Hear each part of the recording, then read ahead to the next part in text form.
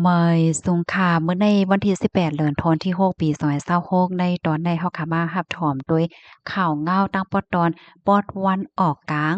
อยู่ดีจอมจึงทรัมป์ผู้นำอเมริกันเตแต่ปันขึ้นเงินอิหร่านกว่าเหย้าในคาออเมื่อวันที่17เดือนธันวาคมที่6ปี2026ในมีข่าวง้าวคืบหน้าเกี่ยวกับเลยลวงปอดวันออกกลางออกมาค่ะออกก็ได้มีอยู่หลายๆตอนลองตั้งไล่โหย่อยแย่มันเป็นหือไหน เฮาค่ะมาถ่อมด้วยกว่าเป็นตอนเป็นตอนค่ะตอนที่1ค่ะระวังอบโอ้เปิดตากึดตึกค่ะเนาะวงการอเมริกันและดังอิหร่านค่ะอเมริกันและดังอิหร่านนั้นห่างแฮ้นได้ลงลายมือกัน MOU เปิดตากึดตึกปางตึกกูตอนหนังเป็นตั้งการในวันที่19เดือนธันวาคมที่6ปี2026ในดีเมอร์สวิตเซอร์แลนด์ในอ้อ อยู่ที่อเมริกันในก็ยอมแต่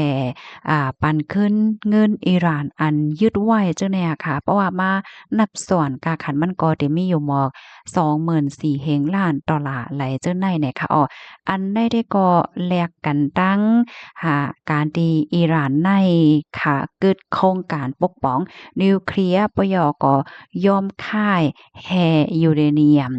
แน่นะออกดีเมืองเขาปยกเปิดว่องแก๊บฮอร์โมสให้เฮอต่างน้ำมันต่างกลกาตั้งขายในกว่ามาๆไลหนังรอดแล้วจังไหนอ้อม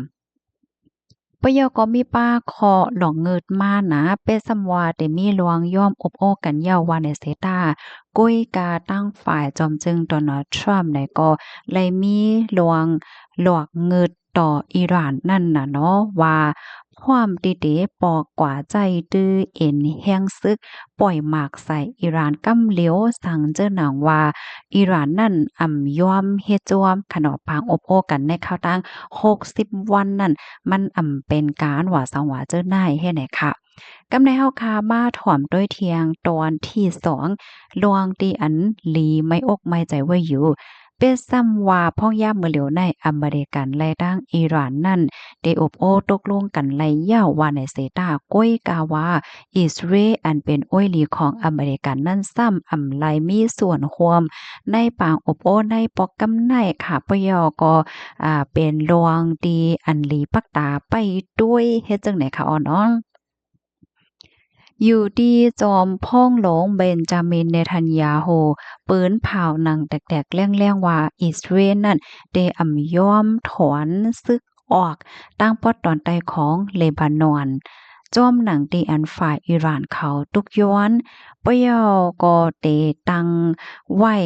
เปิ้นฮ้องว่าเจิ้งเหือแต้วนาค่ะเนาะแต้วนาเปิดตาแฮกังโตเจ้าเก่าว่าสังว่าจังได๋เหมือนเจิ้งหนังว่าได้มีรองหางแฮนพร้อมโตตั้นเปิดตาแกดกังโตเจ้าเก่าว่าสังว่าจังได๋ตั้งปอตอนเจ้าโป้นเฮ็ดจังได๋ค่ะ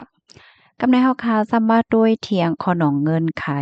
หลวงกึดตึกตั้งจุมฮิตบอลเลาะซึ่งหือก็เย้าในตั้งฝ่ายอิสราเอลได้ก็ส่งสายงายเงาลายแน่ว่าสั่งว่าจุมฮิตบอลเลาะอันมีว่าอยู่ดีในเลบานอนนั่นไหนยอมเฮ็ดสร้างจอมขอตกลงกึดตึกแลยื้อหมากลงเข้ามาเปิดตึกอิสราเอลอ่อนตั้งจึงดับซึ่งอิสราเอลก็เตเปิดตึก ปอกกว่าที่ในเลบานอนนั่นเหมือนกันไหนค่ะเมอริโอไหนเหนือนาฟ้าของเลบานอนในเนี่ยก็อยู่ไว้ในสายงานเงาลายที่เย็นไว้เนี่ยค่ะออกพ่องยามมื้อเหลียวในค่ะนะก้อยกาวานันเสตะก้นหวานก้นเมืองในปื้นตีได้ก็ยังตึกมีรองอ่อนกันไว้ใจอยู่โพว่ามันเตมีรวงปึดตึกว่าสังว่าเฮ็ดจังไหนมาเที่ยงเมืองไรว่าสังว่าจังได๋เนี่ยก้อยกาวามื้อเหลียวมื้อว่าค่ะก็เนาะได้เป็นข้อมูลอัปเดตเรื่องสุดมื้อคำว่ากลางคืนลึกค่ะนะ เย็นไว้จังไหน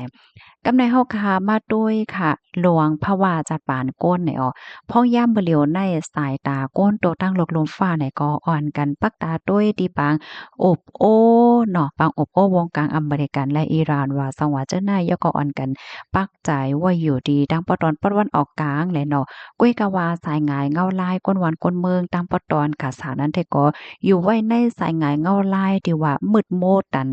หลงไหวเตเตวาวานั่นยาวไหนอ๋อก้นวานก้นเมืองหมอก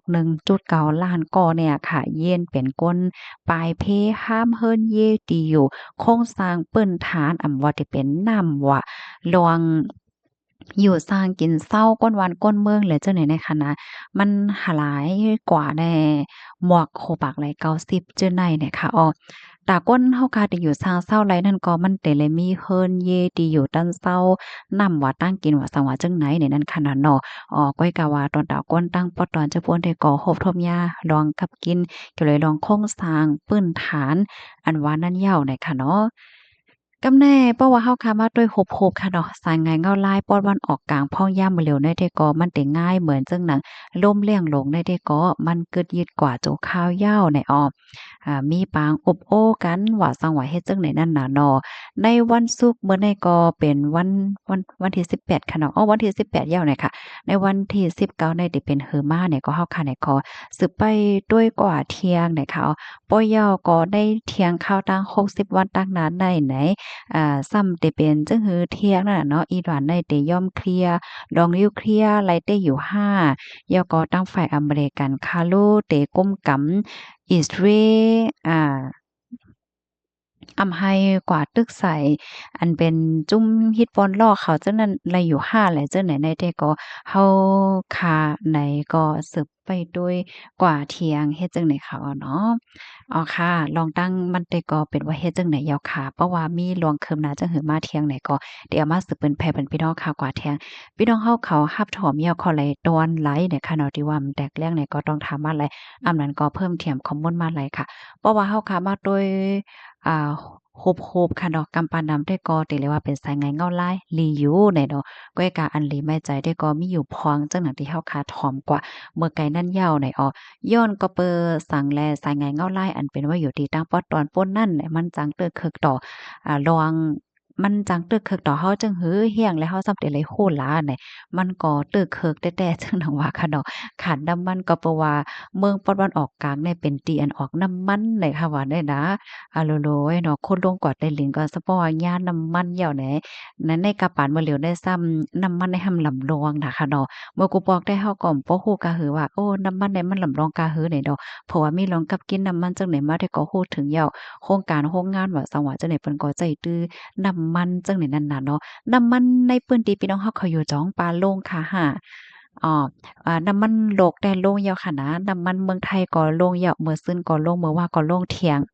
นะน้ำมันในเมืองใต้เฮาเจ้ามันปานโล่งค่าหือแหน่เนาะ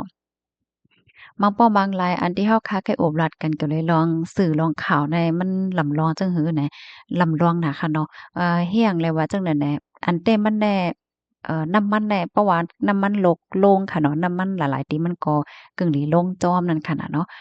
บางทีก็เปิ้นก็เฮ็ดจ้อมเปิ้นก็โล่งจ้อมอยู่ในค่ะนะก็คำว่าบางทีแน่เพราะอะไรขึ้นยาวแต่โล่งกองหยาบในค่ะเนาะ ก็อีกาบางปอมบางแล้วเขาก็จังถามไหลโนู่นน่ะว่าน้ำมันลกแน่โล่งยาว